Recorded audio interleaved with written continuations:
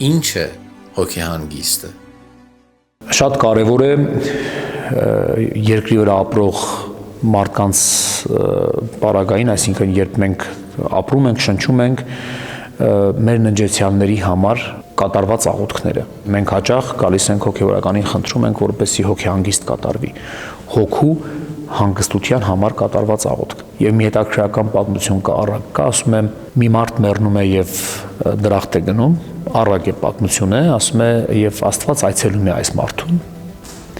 Ասում է, ինչի կարիք ունես, ասում է,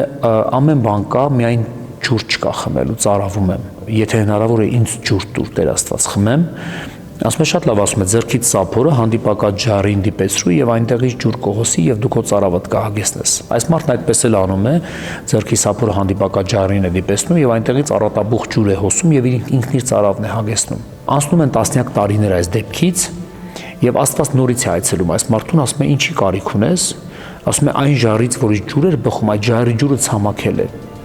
Եվ ես կրկին ջուր չունեմ խմելու, Աստված ասում է, այդ ջարից բխող ջուրը երկրի վրա քո հարազատների տարված աղոթքներն էին, որոնք ջրի տեսք էին ունենում եւ դու քո ծարավդ էիր հագեցնում։ Եվ իսկապես այդպես է իրականությունը, մեր արված աղոթքները երկրի վրա մեր ննջեցյալների հոգիների հանգստության համար կենթանի եւ ջրի եւ կենթանի հացի աղբյուր են։ Այսինքն որքան ժամանակ մենք կաղոթենք իրենց հոգիների համար, այնքան ժամանակ իրենք քաղց եւ ծարավ չեն զգա։ Այս իմաստով շատ կարևոր է ննջեցյալ հոգիների համար աղոթք պարսաստել, հոգեհանգիստ խնդրել հոգևորականին, որպեսզի հոգու հանգստության համար արված աղոթքները միջոց ու պատճառ դառնան, որպեսզի իրենք չքաղցեն, չծարավեն։ Երբեմն հաճախ շատ անգամներ առիթ ենք ունենում լսելու, որ ասում է ննջեցյալը երազից եկավ եւ անընդհատ գալիս է երազից։ Այս դեպքում, երբ որ մեզ գալիս են, ասում են, անընդհատ տեսնում ենք ննջեցյալին, իմ հորս եմ տեսնում երազում գալիս է, ասում ենք, պարզապես աղոթքար է իր համար։ Մի բարի գործ ողորմություն տուր աղքատին, հենց ննջեցյալի հոգու հանգստության համար։ Հոգեհանգիստ խնդրիր, թող աղոթք կատարվի, հոգու հանգստության համար աղոթք արվի, որովհետև ինքը կարիք ունի աղոթքի։ Ինքը կարիք ունի աղոթքի, ինքը տենչում է աղոթքի եւ քո աղոթքի կարիքն ունի, մեր աղոթքի կարիքն ունի։ Եվ դրա համար մենք հաճախ այո իրենց հոգիների հանգստության համար պիտի աղոթենք։ Եթե օրինակի համար մենք հիմա ապրում ենք, շնչում ենք, մեկս մյուսի հոգու համար աղոթում ենք, մեկս մյուսի փորձության ժամանակ խնդրում ենք, ասում ենք ինձ համար աղոթիր։ Չէ՞ որ հոգին անմահ է։ Ուրեմն ո՞րն է պատճառը եւ ի՞նչն է խանգարում, որ մենք հոգու համար շարունակենք աղոթել, որտեղ հոգին կենթանի է։ Հոգին կա, եթե երկրի վրա մենք մեկս մյուսի համար աղոթում ենք, ապա ինչու հոգին, եթե կենթանի է, մարմինն է հողը դրվում։ Եթե հոգին կենթանի է, մենք ինչու չենք կարող այդ հոգու համար շարունակել աղոթել։ Եվ դրա համար այո մեր եկեղեցին եւ մեր եկեղեցու քարոզությունը, դավանաբանությունը այդ է, որ մենք հոգեհանգստի խորհրդաբանությունը, որ մենք հոգու հանգստության համար շարունակ պիտի աղոթք անենք։ Եվ սա շատ կարեւոր է։ Այսինքն երբ որ հավաքվում են հարազատները հոգեհանգստի, հավաքվում են աղոթելու հոգու համար, հա։ Այո, հոգու հանգստության համար, հոգեհանգիստ, հոգու հանգստության համար։ Մեր իրականության մեջ սևակ տեսեք եկեղեցին մի շատ կարևոր տերմին ունի։ Սա շատ կարևոր է։ Մենք մտածում ենք, որ մահը անդառնալի կորուստ է, չէ՞։ Երբեմն դրա համար շատ ցավալի ենք տանում մահվան իրողությունը։ Բայց տեսեք եկեղեցին ինչ կարևոր տերմին է օգտագործում՝ ննջեցյալ։ Նինջ, մտած մարդ, քնած մարդ, ննջեցյալ, քնած։ Այսինքն դա արդեն հուսադրող է, ինչու, որովհետև եթե ննջած է, պիտի արթնանա, նույնն է ննջեցյալի պարագային է, ննջեցյալ, քնած մարդ, որը պիտի մի օր արթնանա։ Եվ երբ որ արթնացավ,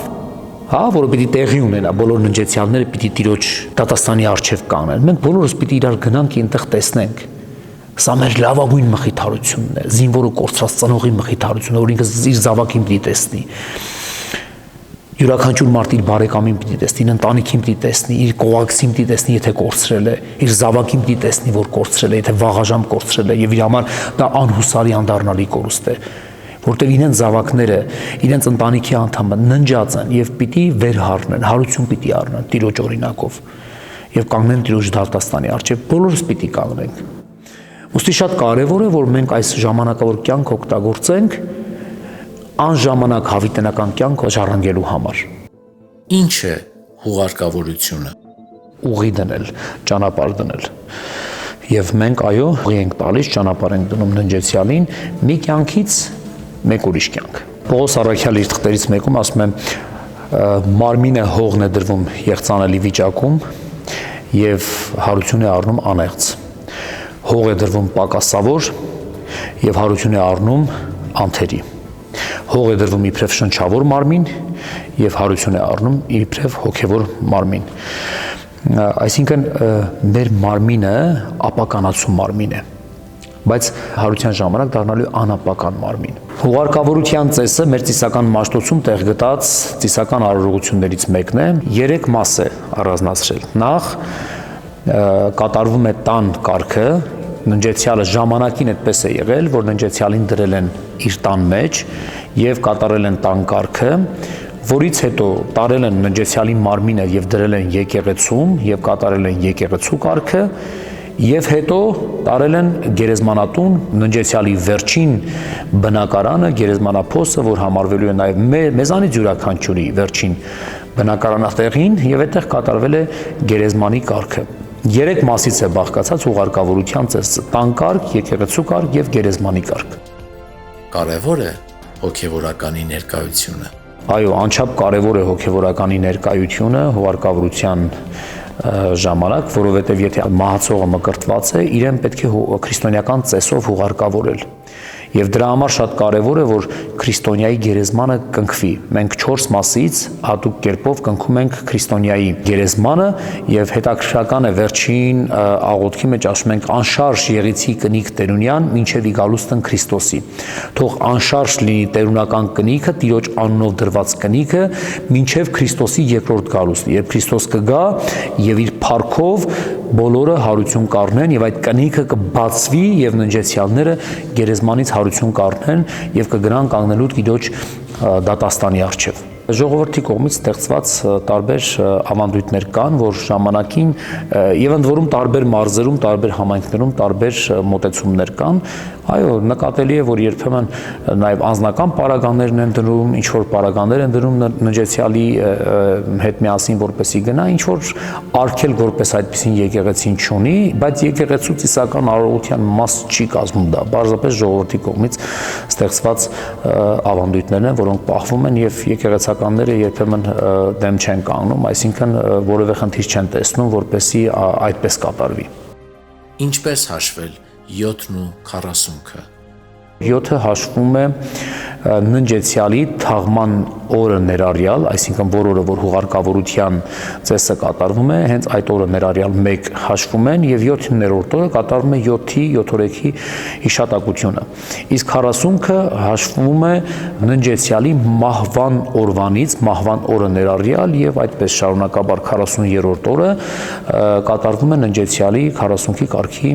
հիշատակությունը։ Ցանկացած ծիսական արարողություն, այս դեպքում նաև 7-ը եւ 40-ը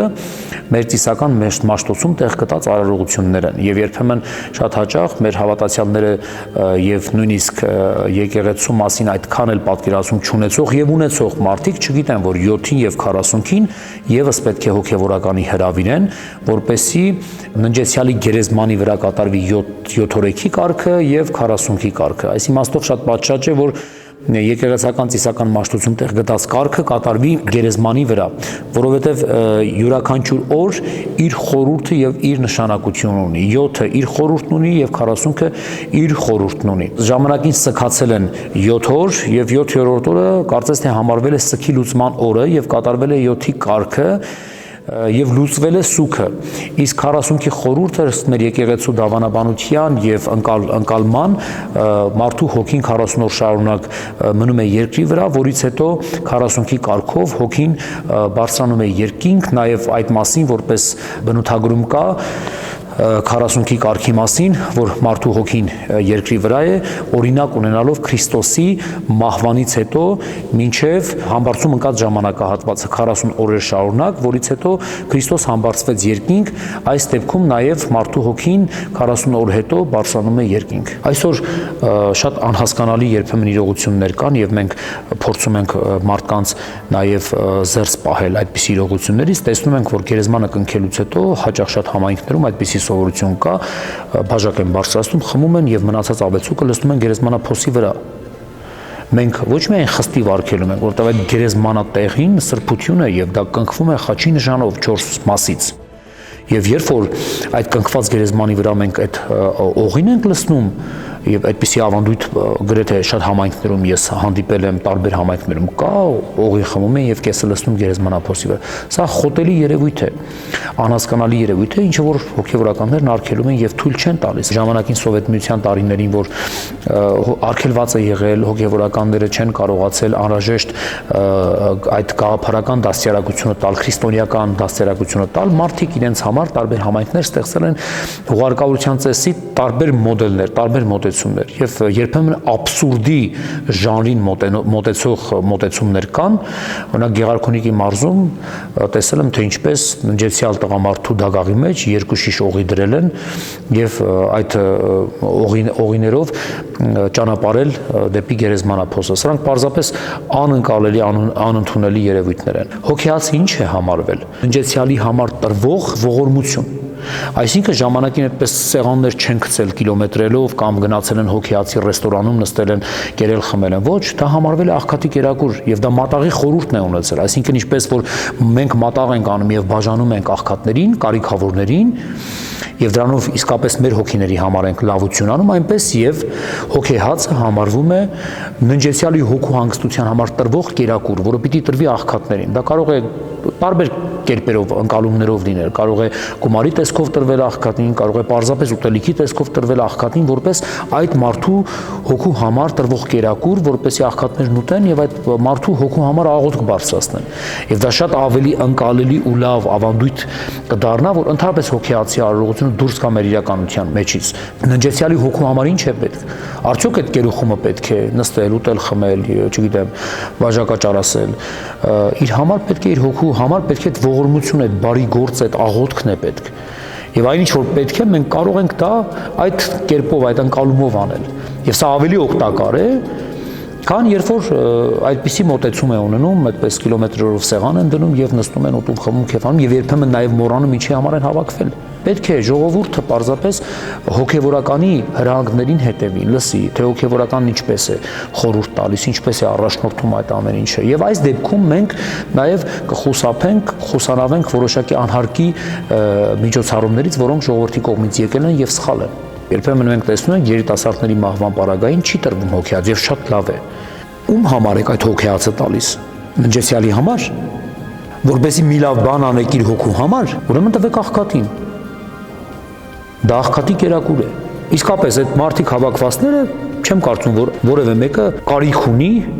այդ հոգեացը ճաշակելու եւ առանց այդ հոգեացի ինքը կմեռնի, չի մեռնի։ Ուրեմն եթե խոսում ենք կարեւորության եւ անհրաժեշտության մասին, ես կարծում եմ եւ իմ կարծիքն եւ կարծում շատ հոգեվորականներ այդպես կասեն, որ ավելի լավ է